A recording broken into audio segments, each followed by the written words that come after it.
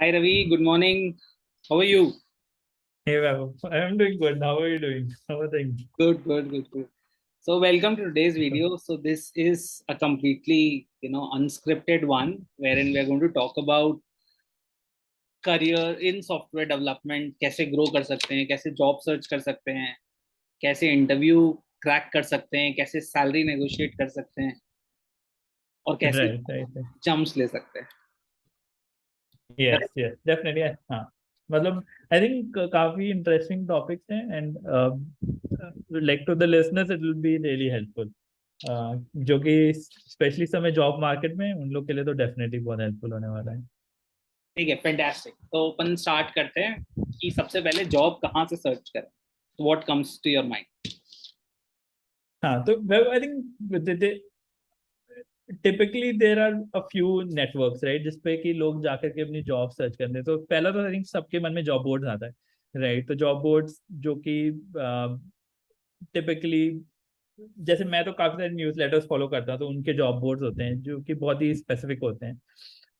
उन पे लोग काफी जाते हैं. फिर आई थिंक काफी सारे लोग लिंक्डइन पे भी जाते हैं. लिंक्डइन पे तो मोस्टली काफी सारी जॉब्स रहती हैं. मैंने जो प्रॉब्लम देखी लिंक्डइन पे वो ये कि टिपिकली लिंक्डइन पे रिक्रूटर्स इतनी जल्दी रिप्लाई नहीं करते हैं. तो जो बहुत अच्छी जॉब्स होती हैं उन पे जो नंबर ऑफ एप्लीकेंट्स होते हैं बहुत ज्यादा होते हैं. बट वहां से एक जो वहां से मुझे यूजफुल इंफॉर्मेशन मिलती है वो ये कि ये कंपनियां जॉब्स ढूंढ रही हैं राइट. तो एक दैट्स वन.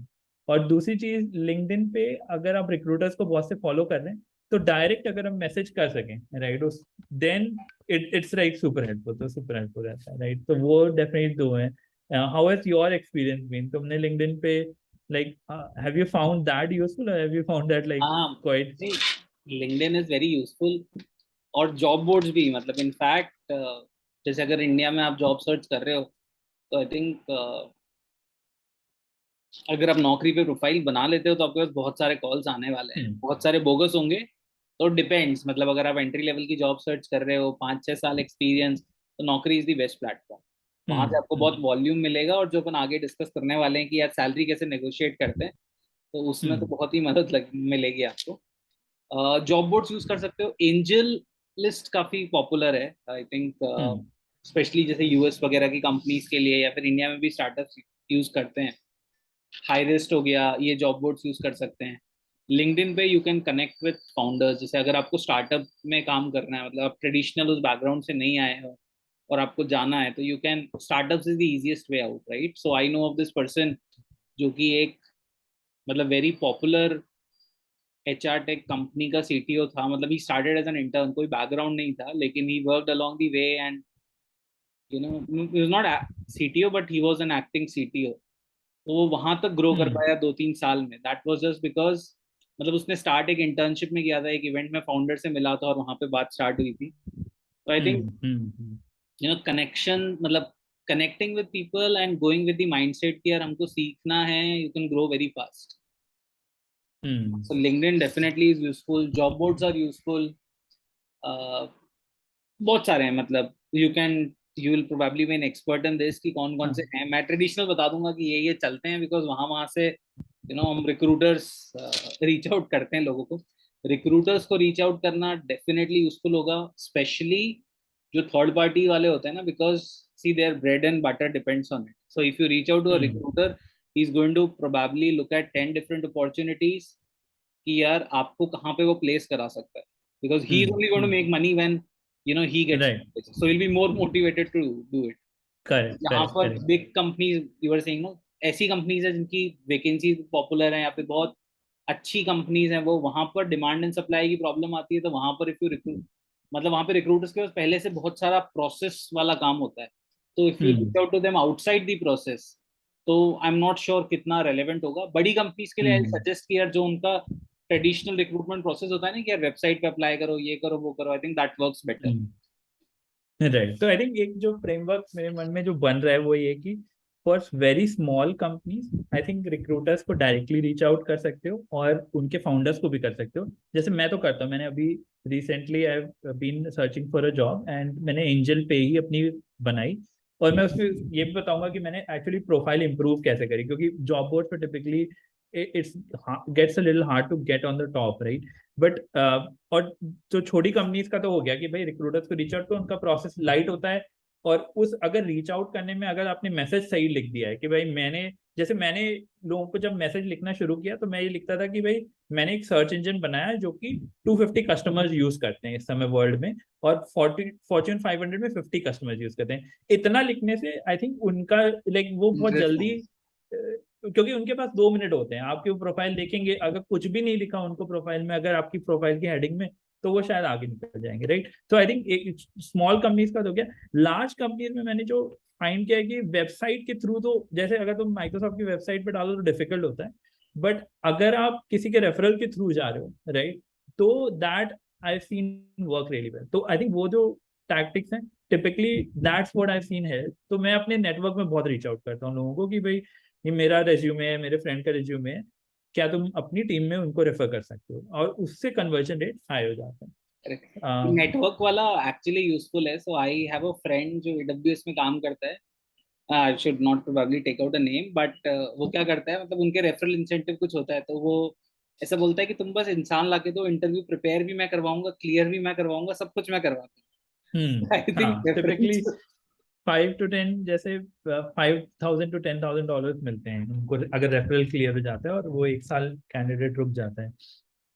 तो उसमें आई थिंक एक ये भी चीज सही होती है कि उसको पता भी होता है एग्जैक्टली किस टीम में वैकेंसी है, क्योंकि कई बार हम अप्लाई करते हैं तो वैकेंसी नहीं होती, तो हमें लगता है हमारा रेज्यूमे रिजेक्ट हो गया, बट एक्चुअली में वो होता नहीं है, राइट? क्योंकि मैंने हायर भी करे बहुत, मैं 20% टीम भी हायर करी है, तो आई नो कि it's sometimes like figuring out कहाँ वैकेंसी किस टाइम पे, वो ज्यादा इंपॉर्टेंट होता है rather देन आपकी स्किल्स क्या, राइट? तो वो भी एक चीज रहती है। बट हाँ, नौकरी और जैसे जॉब बोर्ड्स में हमने बात की, नौकरी और एंजलिस्ट, हाँ, evangelist is really good for startups जो कि अभी बिल्कुल ही नहीं है और बिल्कुल हॉट है, तो I think that's something that really helps. One thing, एक और चीज जो मैं यहाँ पर बोलना चाहूंगा ना, अभी मतलब कितनी बार अपन को ऐसा लगता है कि अब ये हायर्ड फॉर आवर स्किल्स, मतलब होता है, but it is mostly around कि कंपनी को किस समय क्या जरूरत है।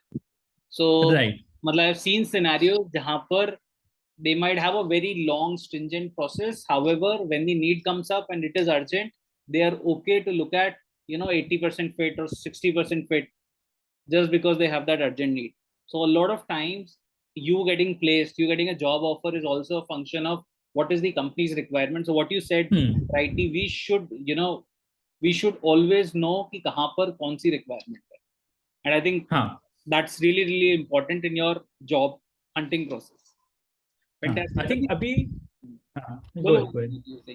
एक एक एक और मॉडल जो मुझे बस ध्यान आया कि जो कि इमर्ज कर रहा है अब, विच इज लाइक कि आप घर बैठे अगर आपको जॉब ढूंढनी है, तो there are companies like specially in software companies like Turing dot com है, ट्यूरिंग.com करके कंपनी, और उसके जैसे और भी हैं। ट्यूरिंग तो अब बड़ी हो गई है, इट्स लाइक 1 बिलियन की हो गई है, तो उसमें वैल्यूएशन की, तो उसमें वो क्या करते हैं कि दे विल बेसिकली आपका इंटरव्यू टाइप लेंगे और आपके स्किल्स एसेस कर लेंगे, और उसके बाद वो आपको लाइक प्लेस करते हैं। तो हमने जैसे लास्ट जिस कंपनी में मैं था उसमें हमने एक मोबाइल की टीम बनाई थी, और हम क्योंकि हायर नहीं कर पा रहे थे तो हमने ट्यूरिंग से बोला हमें हायर करके इंजीनियर्स दो, एंड वो इंजीनियर्स बहुत अच्छा लाइक मंथली बहुत अच्छा पे भी मिलता है उनको, और काम भी अच्छा करते हैं, और उनके लिए भी प्रोसेस बहुत सिंपल है और हमारे लिए भी सिंपल है। तो I think that is something that also you can look at. If अगर लेट्स से आपको यूएस बेस्ड कंपनी में काम करना है पर आपको ढूंढनी नहीं है कंपनी, तो आप बस जाओ ट्यूरिंग पे अपना असेसमेंट टेस्ट दो, और फिर ट्यूरिंग आपको प्लेस करेगी। और उसमें हमने इंडियन इंजीनियर्स को भी हायर किया था यूएस की कंपनी के लिए, राइट? तो दैट्स अनदर मॉडल जो कि अभी नया है, मतलब ये पिछले 4-5 साल में ही ये लाइक टेक कंपनीज के लिए हो सकता है पहले होता हूँ, बट ज्यादा लोगों को पता नहीं था। Right. One more, I think, strategy that can work here is कि आप योर स्टोरी पे जाओ या एंजल लिस्ट पे जाओ या बाय कॉम्बिनेटर पे जाओ, देखो ऐसे स्टार्टअप्स जो रिसेंटली फंडेड हुए हैं, दे हैव फ्लश मनी, और यू नो उनको अप्लाई करो, फाउंडर्स को रीच आउट करो। टिपिकली जिस कंपनी की फंडिंग हुई है, he has been funded to build the team, right? And if you can reach out to this person at the right time, he has a target, to show to investors. उसने कुछ project हाँ किया होगा कि यार 6 महीने में 1 साल में हम इतना ग्रो कर जाएंगे, उसके लिए सबसे पहले उसको लोग चाहिए। So that's the best time to reach out to a founder when a company has been funded, because they will have definitely, taken funds for building the team, building the product, या जो भी है, so that is the best time. So stay open. I think अगर Y Combinator देख सकते हो, India के investment circles देख सकते हो कि कहाँ इन्वेस्टमेंट हुआ है, and you can reach out to them there. मैं यूजुअली टेकक्रंच और your story definitely kind of follow करता हूँ, और उस पे पता चल जाता है कि भाई किन टीम्स ने रिसेंटली फंडिंग उठाई है, और अगर वो आपके एरिया ऑफ इंटरेस्ट में रहता है तो उसमें जॉब लगने के चांसेस बहुत हाई होते हैं, एज यू सेड, राइट. तो वो एक टैक्टिक है जो बहुत अच्छे से काम करती है, बट बहुत से लोग इस चीज को यूज नहीं करते हैं. Correct. One specific question here Ravi, जैसे यू सजेस्टेड ट्यूरिंग, कि किसी को इंडिया में बैठकर बाहर यूएस की कंपनी के लिए जॉब के लिए अप्लाई करना है या उधर काम करना है, तो there is Turing. Any other site that you could think of? देख सकते हैं, मतलब मुझे ट्यूरिंग पता है, मतलब ये है तो कॉन्ट्रैक्टर वाला, तो it's basically like it's a contractual work that you will get for 3 months, 6 months, 9 months, right. But the thing is that Turing has world wide presence, so उनके डेवलपर्स अफ्रीका में भी हैं, एशिया में भी हैं, US में भी हैं, और हर जगह से वो उठाते हैं, राइट. अभी कर सकते हैं, जल्दी से देख सकते हैं कि ट्यूरिंग के ऑल्टरनेटिव्स क्या क्या हैं, राइट. बट जो सबसे बड़ी पता है वो तो मुझे ट्यूरिंग ही पता है, राइट. जैसे इसमें एक्चुअली अपवर्क भी है. अपवर्क इज अनदर, जहाँ पे एक्चुअली अपवर्क पे सॉफ्टवेयर इंजीनियर्स तो कम रहते हैं, बट अगर आप द सोशल मीडिया मैनेजर हो, राइट, या आप अगर वर्चुअल असिस्टेंट बनना चाहते हो, राइट, या फिर आप चाहते हो डिजाइनर हो, product designer, right, user interface designer हो, तो उसके लिए अपवर्क इज अमेजिंग, राइट. उसमें शॉर्ट टर्म प्रोजेक्ट्स होते हैं, तो आपके 1 महीने 2 महीने का हो गया, बट उसमें आपको डायरेक्टली खुद ही बात करनी पड़ेगी, उसमें कोई इंटरमीडिएरी नहीं, राइट. तो आई थिंक अपवर्क मैंने तो यूज किया है अपनी, जब मैं अपनी बुक लिख रहा था तो मैंने यूज किया था अपवर्क. ऑल्सो जैसे हायर्ड यूज कर सकते हैं, इंडीड यूज कर सकते हैं, हैकरनून यूज कर सकते हैं to find out relevant jobs outside India. And this could help, right? Definitely. ठीक है, fantastic. I think AngelList पे लाइक फिल्टर्स भी रहते हैं, तो रिमोट फर्स्ट अगर ढूंढना, AngelList पे जाओ, एक प्रोफाइल बनाओ, रिमोट फर्स्ट फिल्टर लगाओ, और जो टॉप कंपनीज आ रही हैं जिन्होंने रिसेंटली फंडिंग उठाई है, उनको सीधे उन पे लाइक सीधे से सबको मैसेज मार दो, तो उसमें से कुछ ना कुछ तो कन्वर्ट होने के चांस है. बहुत सीधी सी स्ट्रैटेजी है. ठीक है, fantastic. Now let's look at कि आपने कैसे जॉब सर्च करना है, ये आपने देख लिया. लेट्स लुक एट कि मतलब आपका इनिशियल कॉन्वर्सेशन हुआ, you send them a message that pique their interest, right. So I am assuming not everyone in our viewership would be Ravi, जिसने सर्च इंजन बनाया होगा जो फॉर्च्यून 50 कंपनीज यूज करती होगी, फॉर्च्यून 500 में से. So others, you could probably use a simple line around. So the first rule of selling is कि the other person is not interested in कि आपने क्या किया है, क्या किया, unless you have done something that's fantastic. You should talk about how you can help them, है ना. So always make it personalized. That dear Rajesh, I understand that you are currently hiring this role. I can do this or I can do that. So even for business development, the statement that has worked best is wherein we tell them that we can solve this problem for you, and would you be interested to know more? Ending it with a question so that it remains transactional. And a lot of times, less content has more impact than more content. And also keep it short, keep it sweet, something that conveys the idea and piques somebody's interest. Right? I would also agree. मतलब उसमें मुझे जो सबसे interesting चीज लगती है वो है कि तुम उसको पर्सनलाइज कैसे कर सकते हो. कि मान लो जैसे कि you are trying to apply to let's say Zomato को अप्लाई कर रहे हो, राइट. अज्यूम करो जोमेटो एक छोटी सी कंपनी है, एंड अगर आप पहले से जाके रिसर्च कर लो कि भाई जोमेटो को बिजनेस डेवलपमेंट में ऐसे लोग चाहिए जो कि अभी होटल्स की इंडस्ट्री में काम कर चुके हैं, तो परफेक्ट हो गया, राइट. अगर आप वो बता दो कि भाई इस एरिया में मैं आपकी हेल्प कर सकता हूँ और बिल्कुल पर्सनलाइज और शॉर्ट एंड क्रिस्प है, तो आई थिंक वो बेस्ट हो जाता है. उसमें ये भी लगता है कि आपने मेहनत करी है, आपने इंटरेस्ट भी दिखाया है, और आपने इतनी समझ भी है कि एग्जैक्टली हमें क्या चाहिए, राइट. तो उससे आप स्टैंड आउट कर सकते हो. एंड आई एग्री, लाइक वो पर्सनलाइजेशन वाला एंगल बहुत कम लोगों में आता है, बट वो उस पर स्टैंड आउट कर जाते हैं. वो टैक्टिक बहुत अच्छे से काम करती है. Correct. Adding to that, I think जो स्मॉलर कंपनीज होती है, वहां पर if you reach out to the founder, probably massaging his or her ego, so that also works well in most cases. कि आप ये कर रहे हो, ये बहुत अच्छा है, I would want to be a part of it, है ना? तो because see, a founder is very connected to startup, that's like his kid. तो उसको उसके बारे में कोई अच्छा बोलता है ना कि यार आपका बच्चा बहुत अच्छा कर रहा है and blah blah, तो you know the other person has an instant liking towards you, so that could also be a good thing that you could try out, है ना? मतलब मैं डेफिनेटली ये तो कहूंगा, right, be aware where you're trying it, है ना? So smaller companies के साथ it might work wonderfully well. तो बड़ी कंपनी हो गई, उसमें फाउंडर को रीच आउट करोगे तो they are not going to reply because that's not their domain of work. वो probably they're polite, they'll redirect you to the HR, right? But a better target segment here would be HR. Correct, वहां तो काम नहीं करेगा। बड़ी कंपनियों में तो आई थिंक आपको एचआर या फिर अपने नेटवर्क के थ्रू जाना पड़ेगा। बट छोटी कंपनी में आई थिंक लोग ये भी सोचते हैं काफी बार कि फाउंडर बहुत बिजी होंगे तो उनको मैं मैसेज करूँ कि नहीं। और मुझे तो लगता है कि अगर आप कोल्ड रीच आउट कर रहे हो तो it's best to reach out to the decision maker, कि जो डिसीजन मेकर है अगर उसको अच्छा लग गया तो वो डेफिनेटली आपको लेने की टीम में कोशिश तो करेगा या करेगी, जो भी है।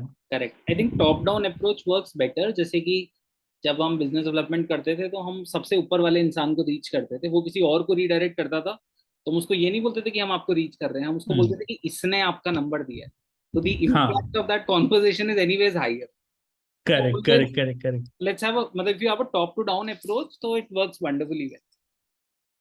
हाँ, वो दैट इज ऑल्सो ट्रू कि अगर जो वेट है टिपिकली कि किसने रेफर किया है, कभी कभी वो बहुत इंपॉर्टेंट हो जाता है। और बिजनेस डेवलपमेंट में तो बहुत ज्यादा, क्योंकि उसमें तो फिर इट्स लाइक कि डिसीजन एंड में तो उसी पर्सन को लेना है जो कि टॉप पे है, राइट? तो वहां पे चेन ऑफ कमांड ज्यादा इंपॉर्टेंट हो जाती है रिक्रूटिंग से भी। I think that's a good example. That's correct. ठीक है, तो अभी ये डिस्कस करते हैं, मतलब ये अपन ने रीच आउट कर लिया। अब लेट्स से उसने आपको बोला ठीक है चलो अपन इंटरव्यू प्रोसेस से आपको रन करते हैं। So how I think of it is there are 3 stages to any tech selection, right? पहला इज कुछ एल्गोरिथम बेस्ड क्वेश्चंस हो सकते हैं, यानी कि एक दो कैंडल है आपके पास, आप कैसे जला कर कब पहुंचोगे, because they are looking at आपकी लॉजिकल थिंकिंग कितनी अच्छी है ना इनके लिए। Second could be a coding on hands on interview, जहाँ पे वो आपको कोई प्रॉब्लम स्टेटमेंट देंगे और वो आपको कोड करना होगा। They will mostly look at your coding style, आप कितना efficiently you reach to the solution, ये सारी चीजें। And third of course would be HR interview and stuff. HR interview I don't think is very relevant for a tech based role because मतलब अगर engineering manager को समझ में आ गया तो वैसे भी डिमांड एंड सप्लाई इतना स्क्यूड है कि HR rarely reject someone unless there is a definite red flag. है ना? right. You can actually, software engineers can actually use this to their advantage to negotiate their salary with the HR now, क्योंकि HR को इतने लोग मिल ही नहीं रहे जो उनके इंजीनियरिंग मैनेजर्स को समझ में आ रहे हैं और जो candidates interested. So I think the ball is in their court. You can make the most out of it to negotiate salary, perks और एनीथिंग इन स्टेज 3। ठीक है, before we go to stage 3, Ravi, stage 1 stage 2 you will be an expert कि कैसे कर सकते हैं, मतलब if you would like to share. जैसे मैंने जितनी टेक कंपनीज में काम किया है और रिक्रूट जहाँ पे मैंने टीम्स बनाई हैं, उसमें एक तो स्क्रीनिंग राउंड होता है। तो स्क्रीनिंग में जैसे आपने बोला कि एप्टीट्यूड और टिपिकली कोडिंग हैवी हो गया है अब तो। Like may be 8 years back हम काफी एप्टीट्यूड पे भी ध्यान देते थे कि पजल टाइप क्वेश्चंस दे दिए। अब तो बहुत कम हो गया है। बट स्क्रीनिंग के क्वेश्चंस होते हैं जो टिपिकली लीड कोड पे आपको मिल जाएंगे। तो पहला तो राउंड वो होता है। फिर जो ऑन साइट राउंड होता है उसमें टिपिकली कुछ तरह के क्वेश्चंस होते हैं। उसमें कुछ हार्ड क्वेश्चंस होते हैं कोडिंग के, जो उसमें कभी कभी लोग असाइनमेंट भी देते हैं कि आपको 2 घंटे का असाइनमेंट और घर जाकर के उसको जैसे वेबसाइट का छोटा सा पार्ट बना दिया। अगर फ्रंट एंड का है, अगर बैक एंड का है तो फिर मान लो कुछ डेटाबेस में चेंज करना है। तो उस तरह से छोटे डिजाइन होते हैं, छोटे सिस्टम्स के डिजाइन दे देते हैं जो कि आप 2 से ढाई घंटे में खत्म कर सकते हो। नहीं तो फिर 2 इंटरव्यूज होंगे, ऑन साइट होंगे। और टिपिकली सॉफ्टवेयर इंजीनियरिंग में एक सिस्टम डिजाइन का भी राउंड होता है। तो सिस्टम डिजाइन में वो आपसे थोड़ा बहुत समझने की कोशिश करते हैं कि आपको हाई लेवल या लो लेवल डिजाइन आती है कि नहीं। तो हाई लेवल डिजाइन हो गई कि आर्किटेक्चर बना पाते हो कि नहीं, और लो लेवल डिजाइन हो गई कि आप लाइक डेटाबेस का सिस्टम बना सकते हो कि नहीं, उसका आर्किटेक्ट, उसका मतलब स्कीमा सही से सेटअप कर सकते हो कि नहीं। तो ये यूजली जिनको 3 से 5 साल का एक्सपीरियंस होता है प्लस, उन लोगों को इस तरह के इंटरव्यूज दिए जाते हैं। जो बिल्कुल ही फ्रेश आउट ऑफ कॉलेज होते हैं उनसे कोडिंग और एप्टीट्यूड ही मोस्टली पूछते हैं। और जो लास्ट राउंड होता है वो कल्चरल फिट होता है, तो उसमें एचआर भी हो सकता है, उसमें टीम का कोई पर्सन हो सकता है, या इंजीनियरिंग मैनेजर हो सकता है। तो ज्यादा हमने जितने देखे हैं वो इसमें इंजीनियरिंग मैनेजर आखिरी राउंड आके आपका लेता है। और वो टेक्निकल कम होगा, वो आपका थोड़ा रेज्यूमे पे बात करेगा, आपके पुराने एक्सपीरियंस पे बात करेगा, और वो देखेगा कि आप कितना एक्साइटेड हो उस रोल के लिए, और इस कल्चर, इस टीम में फिट हो रहे हो कि नहीं। तो अगर कोई छोटी टीम है, कोई स्टार्टअप है, तो उसमें आप बहुत मेहनत करने वाले होने चाहिए और बहुत ज्यादा टाइम दे सको। अगर वो बड़ी टीम है तो आपकी एक्सपीरियंस कैसा है पहले पास्ट में, कि आपने बड़ी प्रोसेस ओरिएंटेड कंपनीज में काम किया है कि नहीं, लाइक अगर स्लो भी मूव करे तो आप फिट होगे कि नहीं। तो वो लास्ट राउंड वैसा होता है। और जो आपका पॉइंट था कि लास्ट राउंड में definitely you can negotiate, you can figure out कि हाँ, अगर इंटरव्यूज अच्छे गए हैं तो फिर यू कैन फिगर आउट और क्वेश्चंस पूछ सकते हो उनसे, टू फिगर आउट कि किस सैलरी रेंज में वो देते हैं, किस तरह के अपॉर्चुनिटीज वो ढूंढ रहे हैं, राइट, किस तरह की अपॉर्चुनिटीज उनके पास हैं। और अगर इंटरव्यूज अच्छे नहीं गए तो इट डजंट मैटर थोड़ा सा दिक्कत हो जाती है। तो ये टिपिकली 3 स्टेजेस हैं, और वो अलग अलग कंपनीज में बहुत अलग अलग तरह से एग्जीक्यूट होती हैं 3 स्टेजेस, बट हाँ टिपिकली ये 3 स्टेजेस होती हैं जिसके थ्रू आपको जाना पड़ता है। ठीक है, so let's talk about the third stage, है ना, हाँ। सैलरी जो नेगोशिएट करते हैं। And right. मतलब I am sure everyone knows of cases जहां पर थर्ड राउंड में आके तो पता नहीं क्या ही हो जाता है, कैंडिडेट बदल जाता है कंपनी का कुछ राइट। सो मतलब do you have some anecdotes to share, या फिर कुछ टिप्स ट्रिक्स जो लोग यूज कर सकें to negotiate a better salary from the HR? Right. I think salary negotiation में हम लोग एनेक्डोट्स तो है। जैसे कि हमने एक एक कैंडिडेट था, काफी इंटरेस्टिंग था। तो उसने हमसे इंटरव्यू किया, उसके इंटरव्यू सारे बहुत अच्छे गए, राइट, वो फ्रेश आउट ऑफ कॉलेज ही था। And what he kind of decided on कि हमने उसको बहुत अच्छा ऑफर भी दिया, सब कुछ दिया। एंड और वो और भी जगह इंटरव्यू कर रहा था, तो ही काइंड ऑफ नेगोशिएटेड कि हम ऑन रिमोट करेंगे। तो हमने कहा ठीक है सब फाइन है। और फिर फाइनली लाइक मंडे को उसको ज्वाइन करना था, तो संडे को वो कहता है नहीं नहीं, मुझे तो एक यूएस बेस्ड कंपनी से मिल गया है, और हम, और उसकी सैलरी भी ज्यादा थी, मतलब हम उसको जितना दे रहे थे उससे वो 150% सैलरी पे ही was able to negotiate, right. And I think हमारे लिए जो इंटरेस्टिंग चीज ये होती कि इट डजेंट मैटर कि आप अभी किस स्टेज ऑफ करियर पे हो, but how can you sell your self. अगर आप में स्किल्स हैं, और टिपिकली हम लाइक काफी स्मार्ट लोग ही होते हैं तो उनमें स्किल्स होती हैं, बट आप अपनी स्किल्स को कैसे पोर्ट्रे कर रहे हो और कैसे दिखा रहे हो। जैसे आपने पहले भी कहा कि how can you help the company, अगर वो बहुत क्लियर है तो you can definitely negotiate salary. और सैलरी के हमेशा बैंड्स होते हैं। तो अगर आपको 10 लाख कोई दे रहा है तो टिपिकली वो सैलरी 15 लाख तक भी जा सकती है, आपको पता होना चाहिए। 12.5 तक तो डेफिनेटली जा सकती है। तो वो बैंड्स होते हैं, और आपका काम बेसिकली होता है कि as an interviewer, as a candidate, how can you touch the top of the band, right.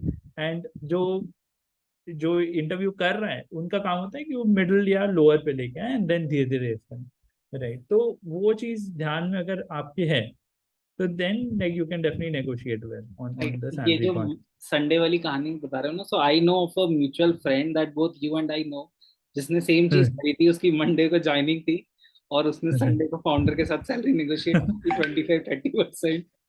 So that हाँ। वर्क्स, मतलब बिकॉज सामने वाली कंपनी की नीड है, और अगर मतलब उनको डेफिनेट मिल रहा है कि यार ये बंदा कल से ज्वाइन कर सकता है, तो they would not mind paying 25-30%। So the core belief here is you should know ki what you bring to the table, how badly do they need you, and having a sense of, you just need to be better than them in negotiation and understanding what the other person, you know मतलब आपकी क्या value है उनके दिमाग में। If you can understand that, हाँ। I think you can negotiate या really well. इसको, हाँ, इसको बेसिकली लेवरेज का कॉन्सेप्ट है बेसिकली कि एक ऐसे एज्यूम कर लो कि एक लीवर है, राइट, और एक साइड पे कैंडिडेट है और एक साइड पे बेसिकली कंपनी है, और वो लीवर किस साइड पे अगर बैलेंस है तो दोनों के पास इक्वल अपॉर्चुनिटी है, तो कहीं भी सैलरी नहीं ऊपर जाएगी।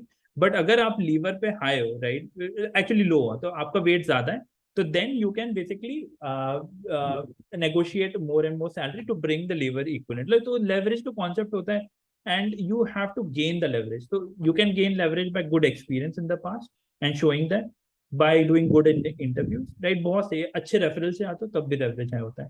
तो at the end of the day it's like that, और आपको उसमें फिगर आउट करना होता है कि आप अपने लेवरेज को हाई कैसे रखो through out the process, right. I think एक एक जो इंटरेस्टिंग चीज अभी चेंज हुई है वो ये कि जैसे लेवल्स और एफआई पे जाओगे ना, तो इट उस पे काफी सारी सैलरीज हैं, तो वो तो अच्छा ही। कहाँ उसमें पर? वो एक service levels dot F Y है, अच्छा। तो हाँ, उस पे इंडिया की, यूएस की, सब जगह की सैलरीज हैं, टेक की ज्यादा है। उसमें एक सर्विस है बेसिकली, जिसमें कि वो हेल्प करते हैं आपको सैलरी नेगोशिएट करना, राइट। तो वो कराएंगे आपकी, जैसे $20,000 सैलरी इंक्रीज करा दी, लेट्स से वो that means 16 lakh 15 lakh increase हो गई, और वो उसमें से ले लेंगे 5 लाख अब, राइट। तो दोनों का फायदा हो गया, एंड यू कैन लर्न। और उसमें जो नेगोशिएटर्स होते हैं ना, वो बेसिकली वो रिक्रूटर्स ही होते हैं जो कि पहले रिक्रूटमेंट कर चुके हैं, तो लिंक्डइन में, गूगल में, इस तरह की जहाँ की कंपनीज में रिक्रूटर रहे, तो दे नो कि अदर साइड क्या चल रहा है, and how do you kind of break that, like वो काफी इंटरेस्टिंग है। एंड उसमें देर आर सक्सेस स्टोरीज जिन्होंने लाइक 50K भी रेस कराई है, अपनी सैलरी 30K भी कराई है, तो टिपिकली 5 to 10% मान लो, राइट, ओके, जो कि कैसे? Hard work. मतलब do you remember something, how do they, क्या यार हाँ, यूज करते हैं वो, सो दैट? मैंने कभी यूज तो नहीं किया, बट जो टिपिकल टैक्टिक्स हैं वो बेसिकली ये होती हैं कि जैसे आप 2-3 ऑफर ले लो, तो आपके पास कंपीटिंग ऑफर हो गया, राइट। तो आपकी एग्जैक्टली वो पता चल गई आपको कि आपकी मार्केट क्या है, और आप टॉप बैंडविड्थ में ही फिर करोगे, तो that is one. I think दूसरा ये हो सकता है कि स्टॉक्स वर्सेस कैश पे भी आप काफी कर सकते हो, कि कभी कभी लोगों को नहीं चाहिए होती इक्विटी, बट पता नहीं होता है उन्हें, तो आप बोल दो कि भाई इक्विटी हमें कम चाहिए पर कैश चाहती है, और कंपनियां टिपिकली ओके होती हैं कि भाई इक्विटी कम चाहिए तो हम कैश दे सकते हैं, राइट। कभी कभी आपको मूव करना पड़ता है और आप ये नहीं बोलते हो कि भाई ज्वाइनिंग बोनस दे दो हमें, या फिर मूव करने का पैसा दे दो। तो ये सारी चीजें कभी कभी कैंडिडेट्स को नहीं पता होती हैं, स्पेशली जो फ्रेश आउट ऑफ स्कूल होते हैं।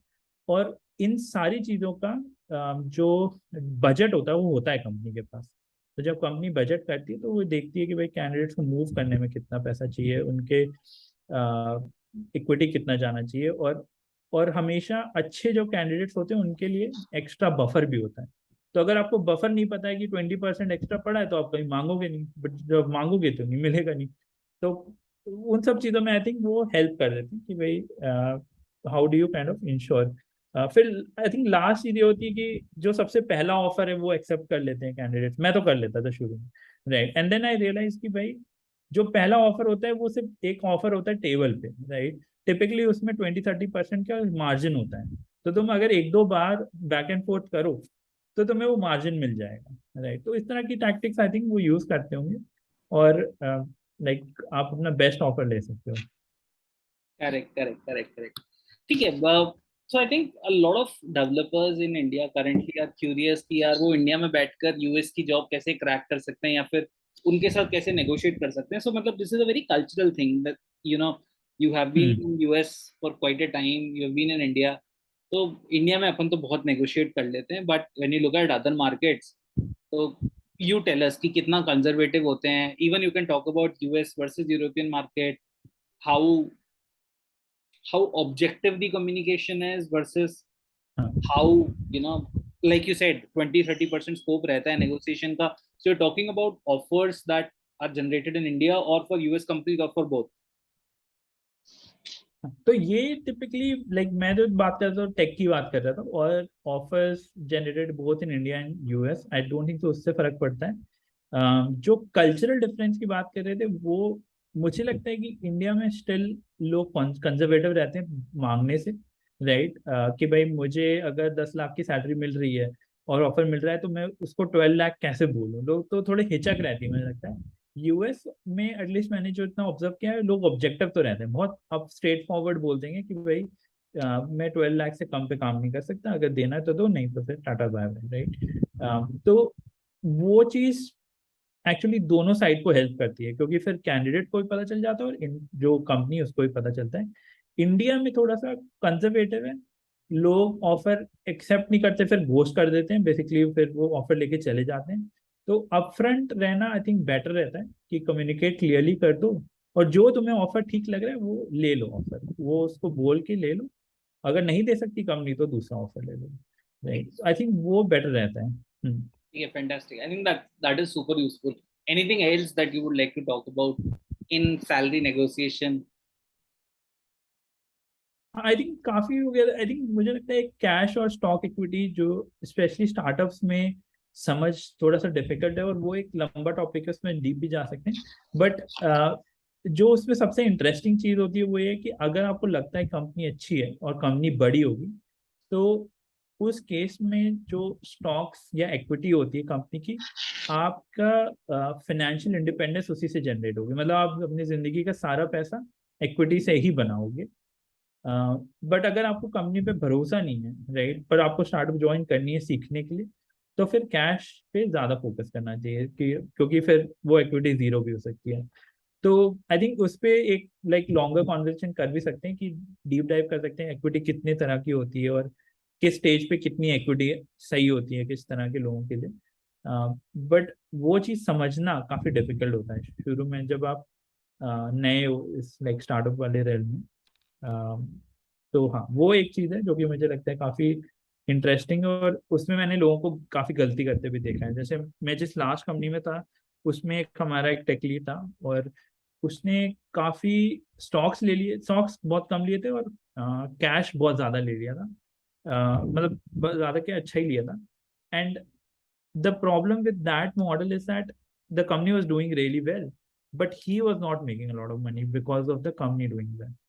तो फिर उसमें ये हो सकता है कि मान लो आप 10 लाख कमा रहे हो, बट आप 1 करोड़ इक्विटी से भी कमा सकते हो 6 साल बाद।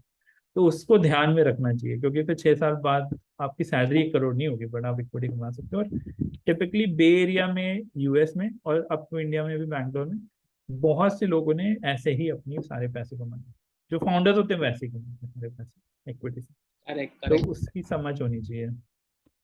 ठीक है, fantastic Ravi. I think super useful session. We talked about job कैसे सर्च करना है, वी टॉक्ड हम्म। अबाउट कैसे अप्लाई करना है, we talked about interview process, and we talked about salary कैसे नेगोशिएट करनी है। हम्म।